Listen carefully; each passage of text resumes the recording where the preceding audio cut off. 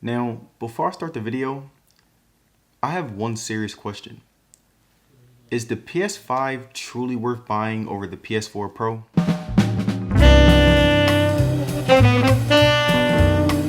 Now, I think that many of you guys hear this question and think, what the hell is he talking about? The PS5 is way better, which definitely is true. The PS5 on the spec sheet is better, but that's not the only thing that many gamers care about. The PS4 Pro is very affordable, comes with amazing power that holds up till this day, has a ton of classic games that I still play, and it's overall a very solid, reliable console that is more than capable of satisfying the average gamer. On the other hand, we have the PS5, which is an insanely powerful console, has next level games along with amazing graphics, a futuristic design that I've come to love over time, and is customizable so you really can make it your own. And we all know that these are great consoles that have great power and games that can make any gamer happy, but there are still many advantages and disadvantages that come with each console, which leaves many people wondering if next-gen consoles truly live up to the hype. So the real question is, if you have a PS4 Pro, is it really worth upgrading to the PS5? What is it that you're really missing out on? Now, starting with design of both consoles, when it comes to size, color, and overall shape, the PS5 sticks out like a sore thumb. The invert ice cream sandwich look was something that Sony knew would turn heads. It's often referred to as beautiful, all the way to downright ugly,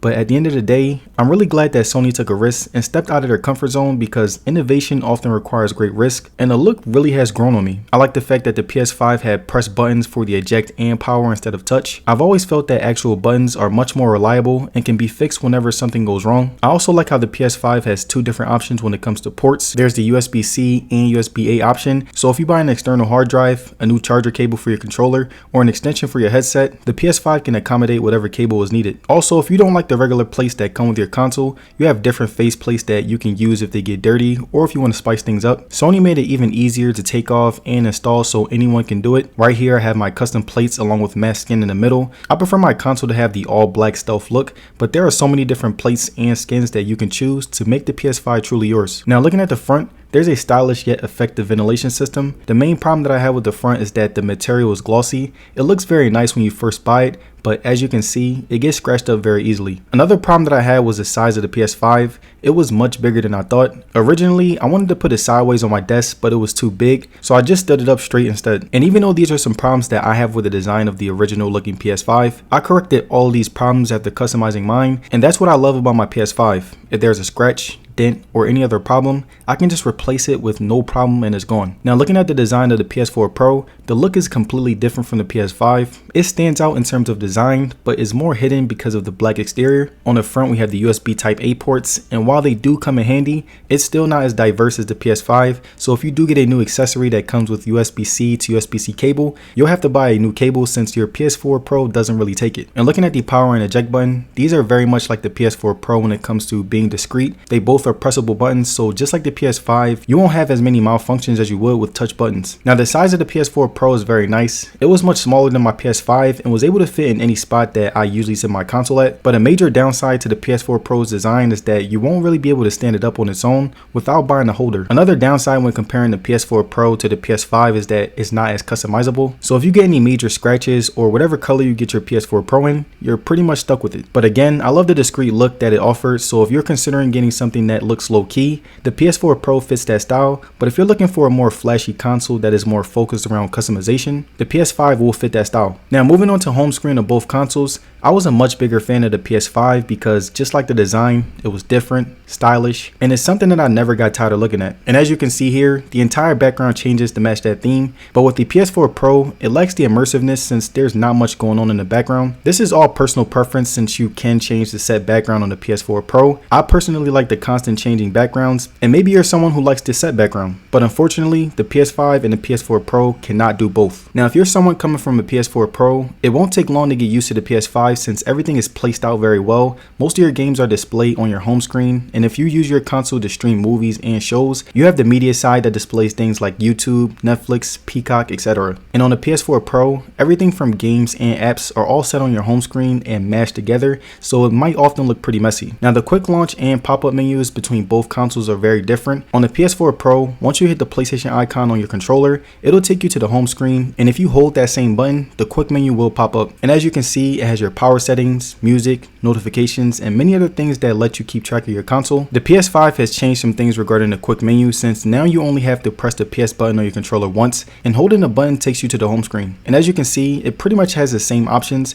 but everything isn't as laid out as it is on the PS4 Pro, so it takes more time getting used to. And yes, the PS5 has more going on with its interface, and the PS4 Pro is more relaxed in its approach, but it's pros and cons to each interface. So if you're someone who likes the very simplistic, comfortable approach, the PS4 Pro is for you, and if you like the next generation feel that's very unique but will take some time getting used to, the PS5 is definitely for you. Now looking at the trophies on both consoles, the PS5 continues that very immersive feel in terms of design. Right here, everything is laid out right in front of you. You can see how many trophies you've collected, what console the game is from, and your overall progress. And looking at the trophy system on the PS4 Pro, it has a vertical layout as well, has the same simplistic feel, but overall, I would say looks less appealing. You can still see the progress of trophies in game, but you can't see your all-time trophies like on the PS5. Personally, I like the PS5's trophy display look when it comes to actually viewing single trophies, but I like the PS4 Pro better because it's vertical all the way through and very easy to read the whole title and description of each trophy. Now when it comes to screen recording, the PS4 Pro can record games up to 1080p, while the PS5 can record games up to 4K. So if you're someone that likes to post your gaming footage straight from your PS5 or PS4 Pro,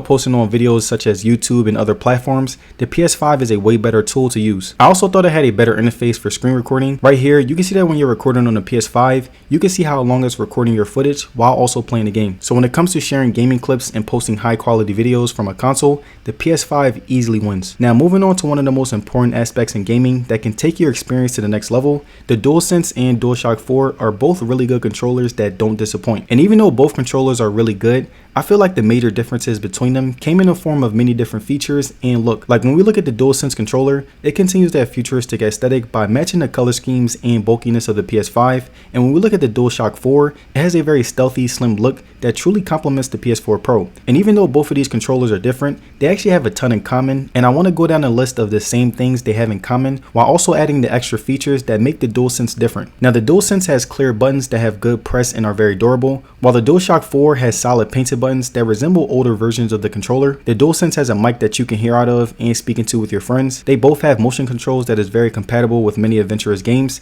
The DualSense has adaptive triggers that increase resistance based on in-game situations. They both have a touchpad that not only allows you to slide your finger across as if it's a laptop, but it's also a functional button that you can use in-game. They both have the signature light bar that tells you which account you're on, and they both have the attention to detail, with the DualSense putting small logos on the body of the controller and the DualShock 4 just looking really good. Now when comparing the look and feel of both controllers, when it comes to pure looks, I like the DualShock 4 better, but when it comes to overall comfort, I like the DualSense way better. And the reason that I like the DualShock 4's looks is because it's much more in tune with its roots and resembles the PlayStation controllers that I grew up on. The DualSense looks amazing as well, and I have absolutely no problems with it, but again, if I had to choose, the DualShock gets the slight edge. Now when it comes to the feel in hand, the DualSense is so much better in my opinion. It's heavier to the point where it feels more premium. I get much better travel with the joysticks no matter what game I'm playing. The buttons feel more stern and high quality, and the controller is bigger, which automatically makes it more comfortable for someone like me who has big hands. And don't get me wrong, the DualShock 4 is still very comfortable, the travel is great,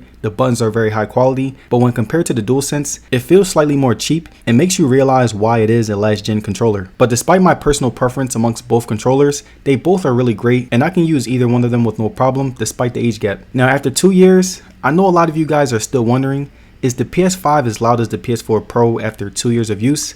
Well, yes and no. And the reason that I say this is because whenever I'm starting up a game like NBA 2K or Madden 23, there's 1 minute of this very loud jet engine noise that occurs. But once the game hits the loading screen, it's basically as quiet as a church mouse.